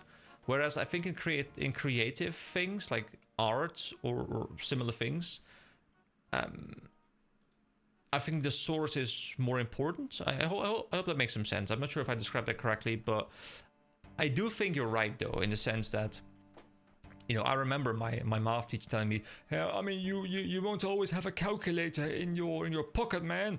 Well, I mean, I literally have one in my pocket right here. This thing, it's a calculator, and it's a movie streaming device, and it can do everything. I mean, I'm just waiting for it to be able to go to the toilet for me, so I don't have to stand up anymore. Like, you know, it's an amazing device. But I agree. I think you can't just hate it for the sake of hating it and then just ignore it. You can be critical about it. You can be like, hey, this is not something that is promoting the most healthy stuff long term. We should probably... Hey, you guys can see my dog now, by the way. It's like, it doesn't promote healthy development of the human brain, especially for younger children. We should probably think about that a little bit. But I still think you can't remove it. Like, AI is here, and AI is here to stay. AI is here to do a lot of things for us, and we have to utilize it well. I could easily write a long essay on why I'm against most AI use, but one more example would be the numerous copyright-related problems with the trading material. Yeah, I don't even know how the copyright really works legally for AI. Like, you would think... Oh, look at that cutie. Look at him go. Hold on. Look at that little guy. He's going places. Guys, should I have a separate dog cam? Maybe I can duplicate the cam and then crop it so I can have a separate cam for the dog. So you guys can just watch the dog as opposed to me. I think that's gonna be a lot better for the content. But yeah, speaking of the copyright stuff, I have no idea how it works. You said it doesn't. Like, I would like to think that when something is copyrighted... Is it copyrighted? It is copyrighted, I guess. If there's copyright tied to something, you would think that AI should not be able to use it, or at least not be able to create output based on copyright input. But then again, how does it distinguish when it like starts generating like giant pool of information and it like assimilates everything into a giant pool? Will it still be able to tell what the source was originally? I'm not sure. Books Free is copyrighted and none of the companies give a fuck, but God, if you download something. Yeah, I mean, copyright's a weird thing, right? I think copyright's important for creative pursuits, but it's so hard to enforce.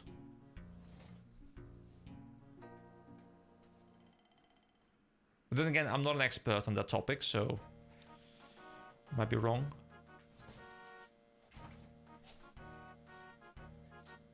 Okay.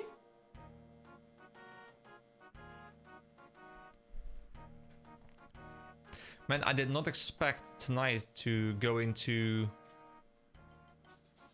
discussions about the development of children's brains and AI use, but it's an interesting topic. It's always interested me, stuff like this, like societal changes and seeing what long-term impact there is.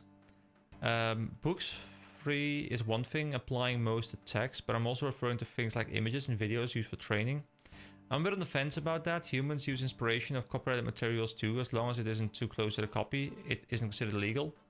More like, I guess, any law is weird. A fine is a fee if you run the monopoly. That's true.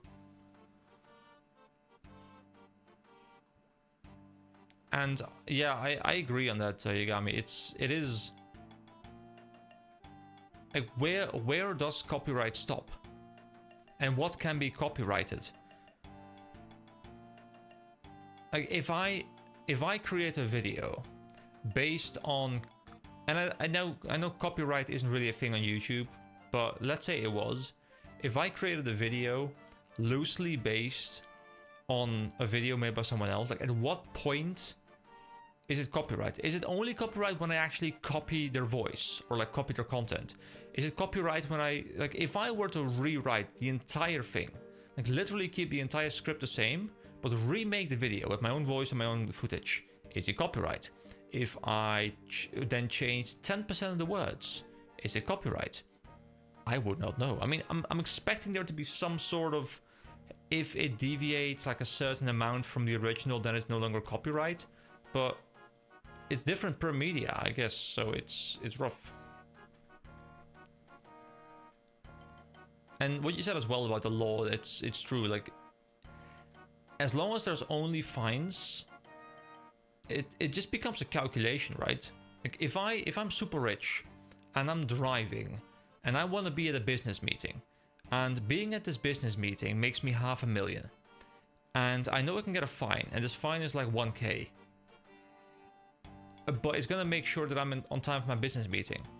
It's a simple company cost at that point. You're like, well, I mean, I'm gonna get deducted at most 1K, but I'll make $500,000 because I'm on time. Thus, it's a net gain. Thus, I will drive faster.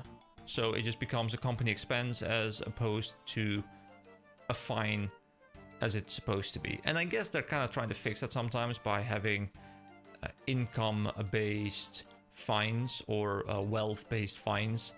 But then you get into this whole situation, like what is considered wealth? Like, you know, if someone has, you know, $1 billion in stock, like, do they actually own the money? Like, is the stock considered to be their income? No, not always, not for every law. Like, it's weird.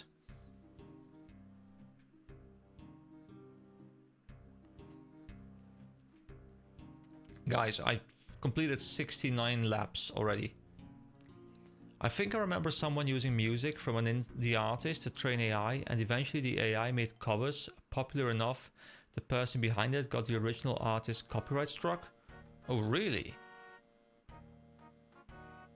I mean, I've also heard of stories where people had YouTube videos and they had someone copy their videos, like remake their videos, and then copyright the original creator. And the original creator had to take down the videos because the copies were bigger, even though they were the copier. And I guess by manual checks, like, you should be able to verify that those videos came out before, but often I think it's like an automated system. And then we come back to AI again. Like, AI will be like, yeah, this video is similar to that video. Okay, well, remove that video, please.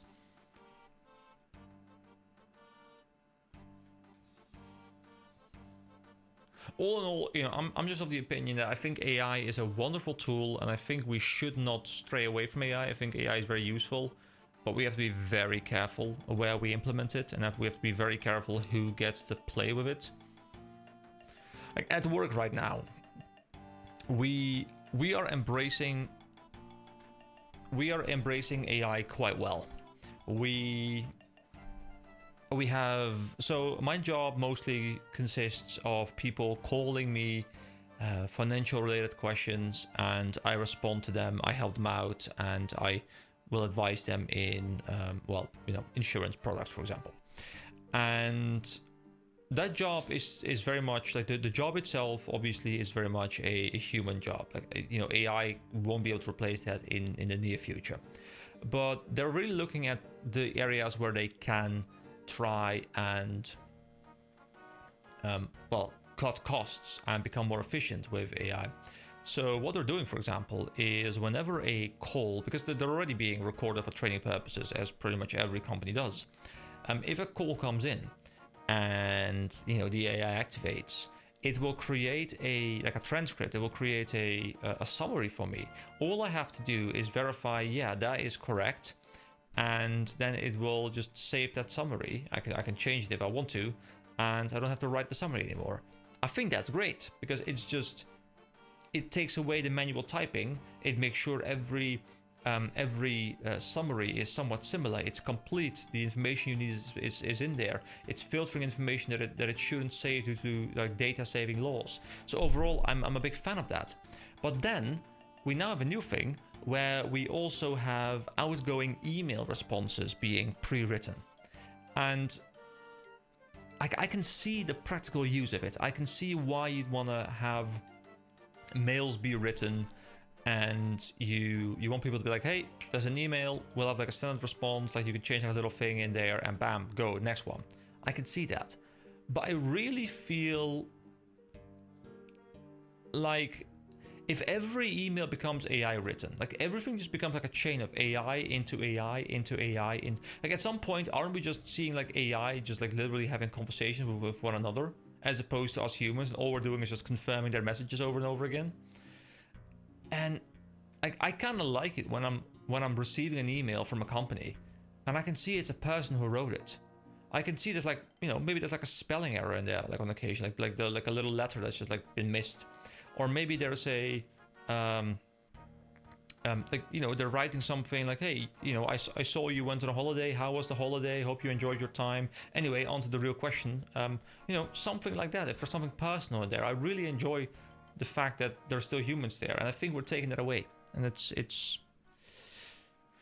yeah, it's one of those things where I'm like, you know, how far is it going to go? How much AI we're going to be pumping into our work? And at what point are we just checking AI's work as opposed to having any human input?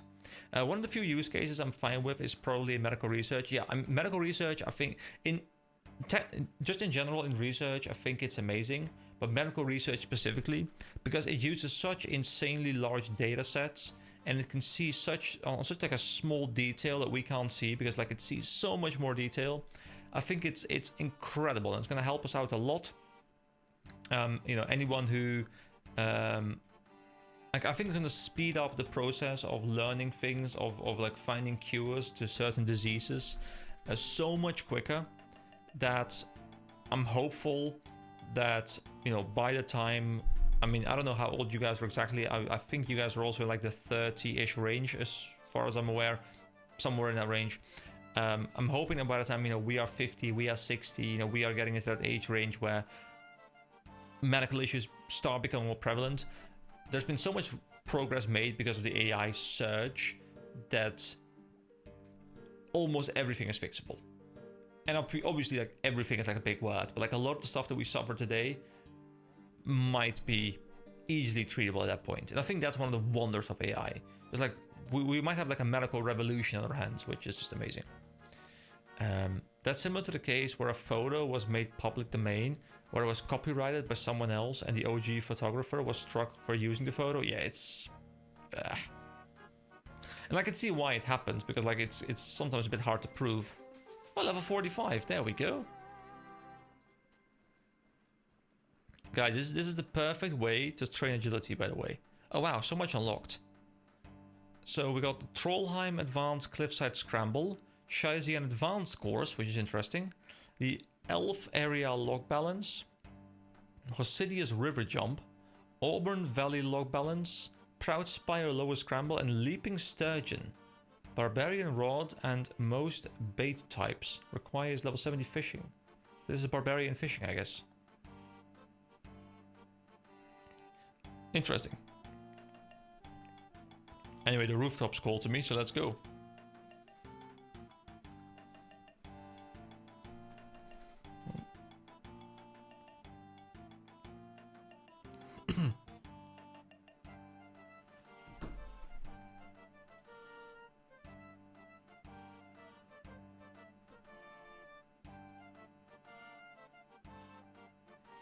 But yeah, I'm quite excited about AI as a general tool. I think it is really useful. I think it's going to open up a lot of new doors for us that previously were just completely unrealistic. But I also think that companies are pushing AI to such a degree that we are starting to use AI for things where it has no place of being. where it's just there so they can tell their shareholders, hey, look, we are using AI for this, for this, for this, for this, for this. Well, not everything needs to be AI.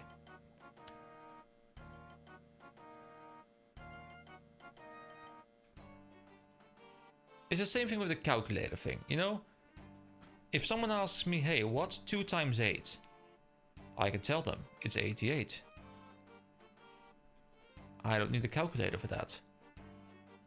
And we don't need AI for simple things like that either. And yes, it's 16, I'm aware. Just putting it out there.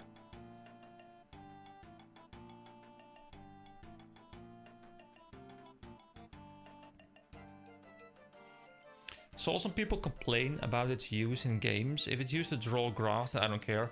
Oh yeah, for sure, I don't really care.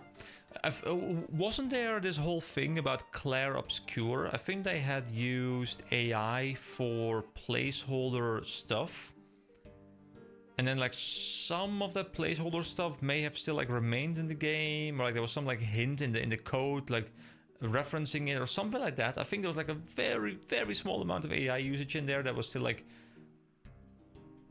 possible to find in the game, and people were like bitching. I'm like, dude, if AI can help create game worlds, it's great.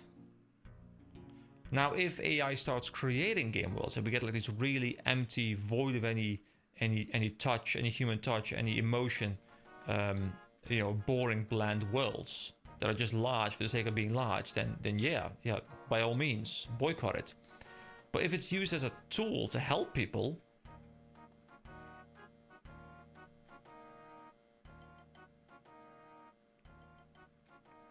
then for sure, go for it.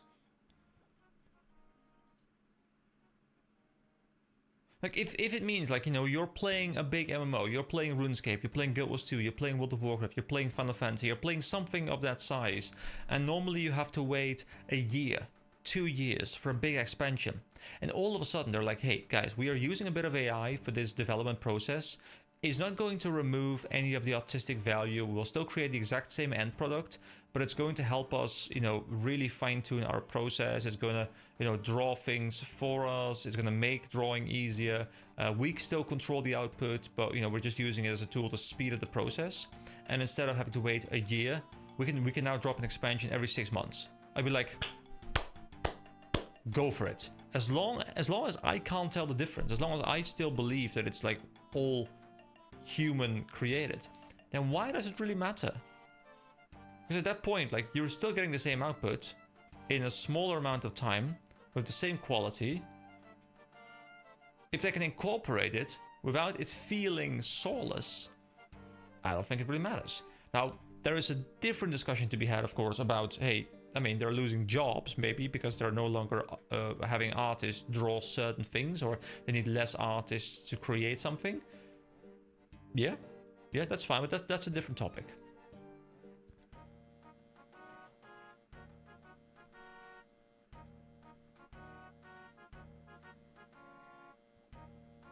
And I think adding on to that, one area where AI in theory does really well is upscaling, like DLSS, FSR, XeSS. Now, the fact that companies don't take advantage of it, but instead are lazy, that doesn't help. Because what's happening right now, I think, is developers are like, hey, we could optimize our game. We totally could do that. Or we could have a suboptimal game, move on to the next project that's going to make us more money because we can, you know, we can move more product, and we'll just have upscaling, like, you know, make it playable. So like baseline, it would not be playable, but because everyone is upscaling nowadays, you know what? We'll just have upscaling, fix it for us, as opposed to making it very playable and then have upscaling making it, you know, really, really playable, or making it playable for people who don't have great computers. No, we'll just have it baseline only playable for super high-end PCs, or like lower end, medium, with lots of upscaling. But in theory, I think upscaling is amazing. Like, you know, if they can create a game that, you know, looks 3 times as nice, but runs 3 times as well, then in theory you could have like this really, really good looking game run like a much worse looking game because it was good looking, well optimized, heavier to run, but that little bottleneck is solved by upscaling. But instead they're deciding, you know what, let's not make the game better looking, let's just make it worsely optimized and then use upscaling to fix that problem, as opposed to just having it well optimized, look better, and fix that problem, the performance problem, the baseline performance problem with upscaling. I think that's the issue, but still in essence, I very much agree with upscaling. I think once it's done to the degree it's done now, where you pretty much can't tell the difference at all, I think it's a really good tool.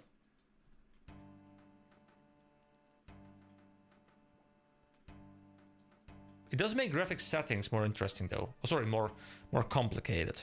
Because you're like, well, I mean, you're running Ultra, but you're running Ultra, you're running it at this resolution, but then you're upscaling it again. So like, what baseline resolution are you running it at?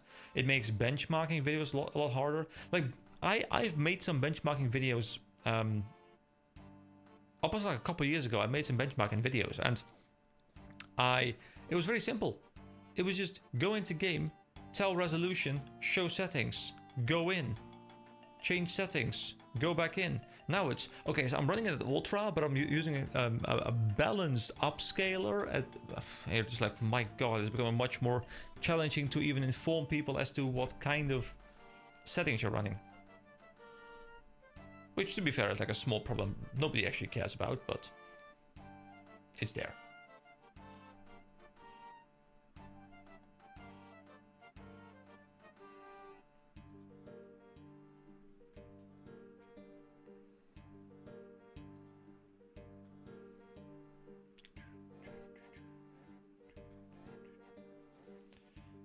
Let's see, so I have, I think I have 41 marks now. So the most expensive one is 60 marks at the legs. The top is 55.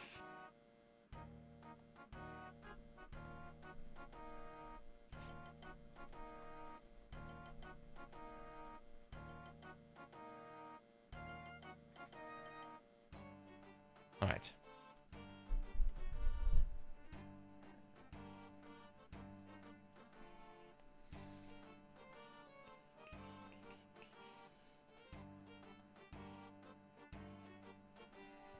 I'm curious to see though what the financial impact long term is going to be with AI.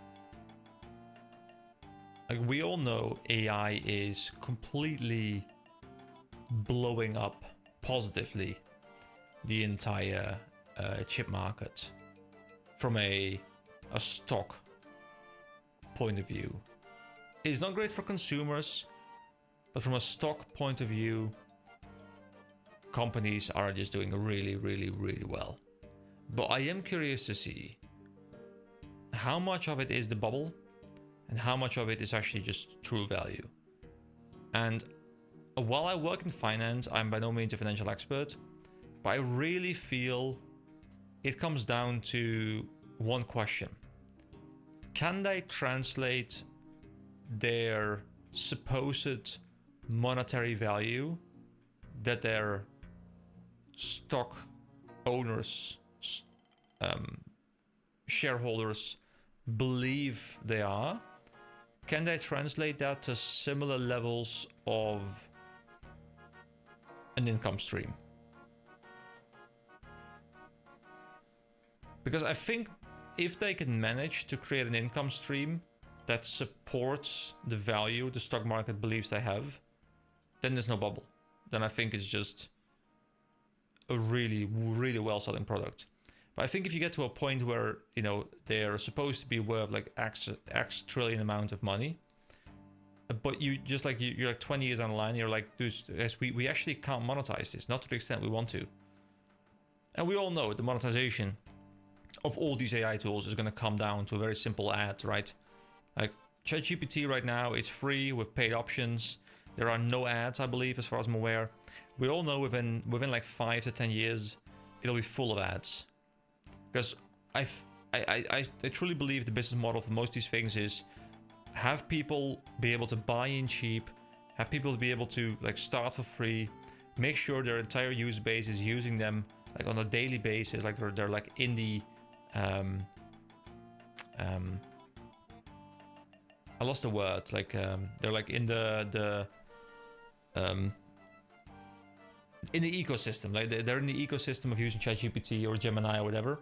And then once they feel like they're dependent on it, like they have to use it for their daily usage, like they can't live without it anymore, they'll be like, let's flip the switch, let's start adding ads.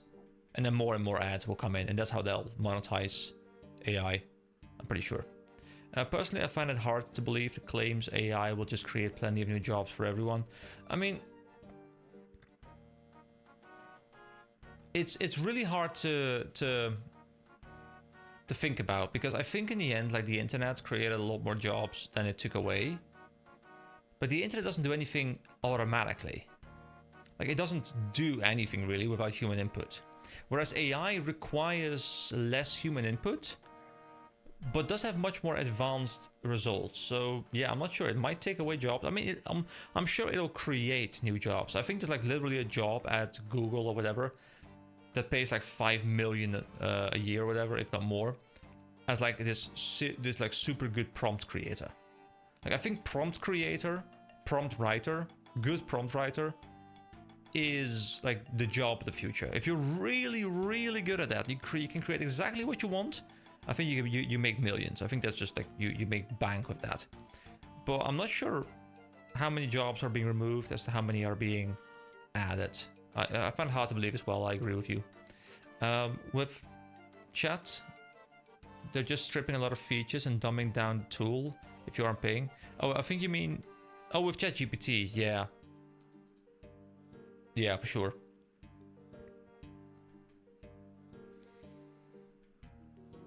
I mean, yeah, you can go two ways, right? Like, you can either keep the baseline value the same, get people dependent on it, and then charge them for more, and maybe even have ads on top.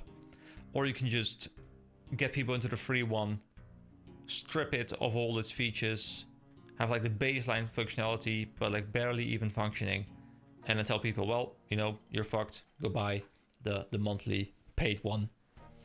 Or just have like insane amounts of ads alongside a barely functioning thing. It's like, it's so easy to monetize. The only question is, do you get people hooked into your ecosystem enough to the point where they feel like they need your services? Because at some point you're gonna get to a point where you're just like, yeah, I don't want to pay for this, but I can't live without it. Like, my entire life revolves around this tool. I need it. It's an interesting concept, though. I really enjoy the discussions around AI, because I feel like nobody has the actual answer. I feel like everybody knows what likely paths will be taken. But I'm really curious to see whether they're just going to push it in the path that we all think is going to take. Whether they have like different ideas that you know, we don't really have on our minds because they haven't really been explored yet. I don't know. But in the end, everything comes down to money, right? We just want to make big money. I just want to climb rooftops. You know, I'm built different. I am 89 runs in. We've just been going for a while now. You guys have been listening to me ramble about AI and different kinds of things while running around rooftops for over an hour.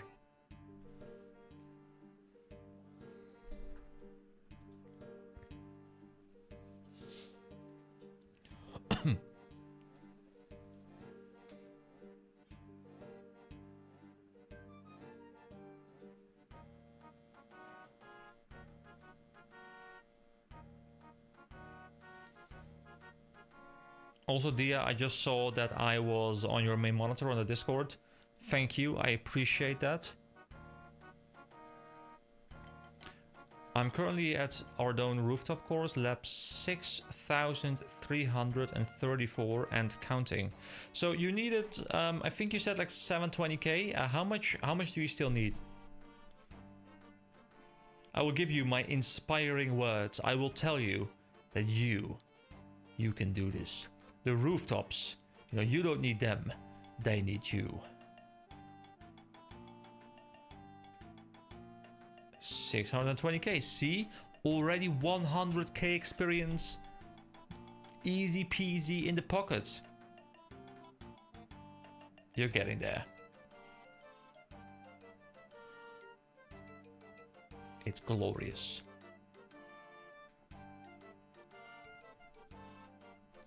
So I remember you saying you have like what, 4, 5 skills remaining. Let me actually let's see, share your achievements. Let's see. So you have 5 skills to go: Runecraft, Slayer, Fletching, Crafting, Construction. I think I've averaged 400k experience per day. Damn, that's quite some. So are you looking to max this year? I mean, at the rate you're going, I think it's achievable, isn't it?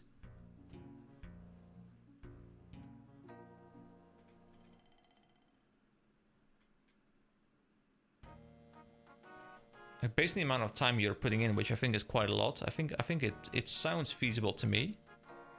It's a bit over half a year. This year? Nah, Slayer is too low for that. Oh, okay.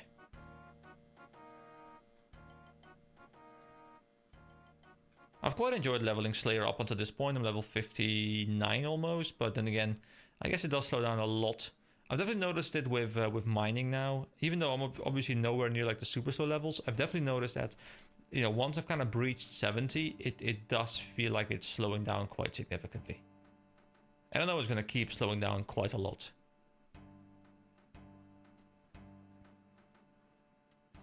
Like, I feel in my mind that 70 is kind of where you get to by just kind of like playing reasonably chill, and then like past 70 you kind of have to start investing a bit more seriously.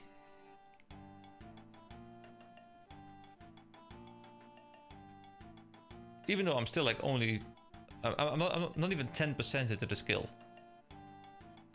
which is insane to think about. I think I can get 99 fletching this year, possibly crafting, the rest maybe next year. I mean, you know, you still need goals for next year, right? Can't be done with the game. Do you have any specific goals once you have maxed? Are you looking to, you know, just like keep pushing forward onto the collection log, or are there any other specific goals you have in your mind?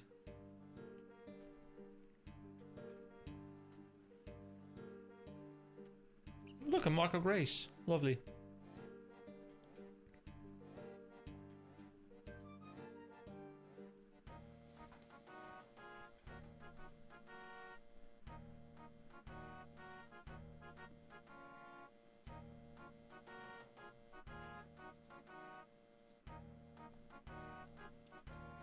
My main goal is filling everything in my player-owned house, like all outfits, minus super rare, clue rewards. Oh, that reminds me, I haven't done clues in a while. There are just too many systems in this game, guys. There's too many different systems in this game that I want to play with all of the systems, but I end up having to like shift back and forth constantly, which is good. But every time someone reminds me of a system like clues, I'm like, oh yeah, that also exists.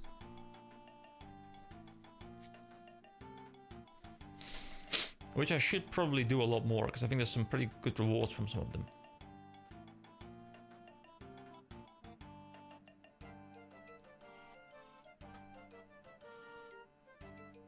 But hey, I have sort of a goal for this year, because I remember, was it in here? There was a pinned message. Yes. There was a pinned message where I randomly said it, like in the video where I reached a total level of 1000. I made a comment, I think in the Discord, where I jokingly said I'll have a total level of 1726 by the end of 2026, and now it's kind of like in my mind, it's kind of like become this little goal to go towards, which is a bit over 400 levels. Now, I haven't been actively working towards it like with the fastest pace possible, but it'd be nice if I could get close to it. Which I think works out to roughly base 70s, which I think is pretty feasible. Maxing is simply a stepping stone for that. It basically frees me from needing to worry about inventory space and can focus on combat full time. Combat is glorious.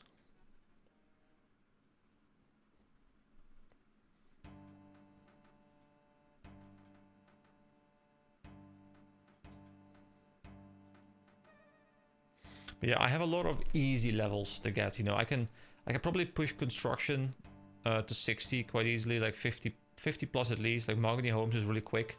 I can just do Mahogany Homes for like a weekend straight and just be like 60 plus, I think. Hunter is also still really easy with birdhouses for now, probably easy 70. Farming is quite easy to push to 70 the same way. Combat already, like 2 of them are already 70. So this will like keep going up like mid 70s at least, I guess. So I think I should probably hit that. I have a lot of easy levels in sailing, of course, as well, which I want to engage with at some point soon again. Because there's a new quest, right? I heard there's a new quest. I haven't even done the previous quest, but I heard there's a new quest. I guess I can see. Hold on, quest list. And I can do... by release. Hold on, what?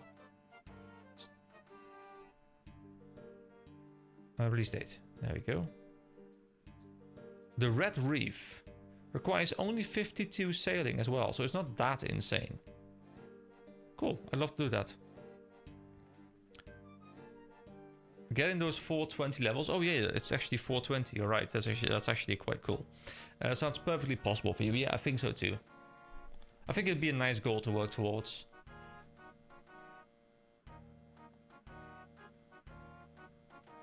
Now, efficiency is definitely not something that I really focus on, but it's still nice to keep in the back of my mind that that's like something to work towards. I can't believe it's been over a year since I started this series, by the way. The fact that I've been playing and creating content for this game for over a year is just it's insane to me. I feel like it's been so little time. I still remember those early videos. I still remember almost dying to cows, getting some cow hides, doing the first stream. Dude, the first stream, I was so surprised. The first stream, I had like 20 plus viewers. I don't know what happened in that stream. I don't know where they all came from. I don't know where they all went afterwards. But I remember having like 20 viewers. I was like, dude, I'm just gonna stream for a little bit. And then randomly, there was like everyone just like came in. And I was like, whoa, what's going on? I wasn't prepared for that. But it was glorious though. I remember someone showed me the Ice Warriors or whatever they're called in the Asgardian Ice Cave, I think it's called, with their like 100% fire weakness that just like skyrocketed my magic level. That was really cool.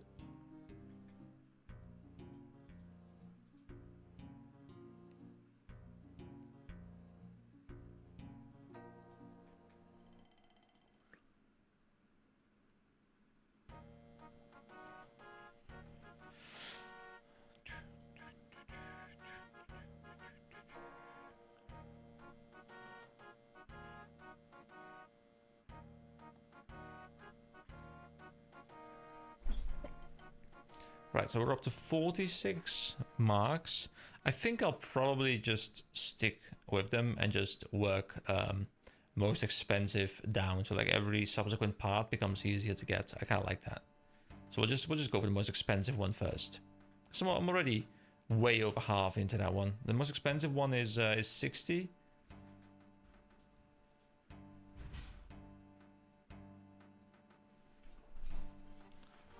One sec.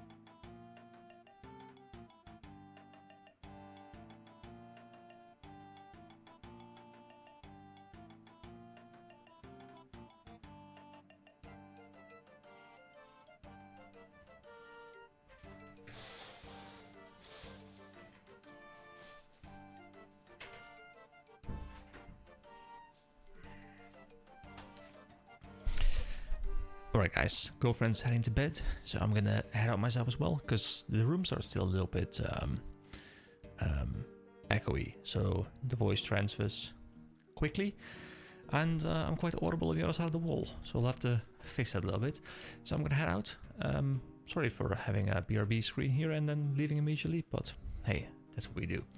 Anyway, thank you so much for watching, enjoying my discussion tonight on AI and stuff. And well, have a wonderful rest of your day. Good luck on the grind, and I'll see you next time. Bye bye.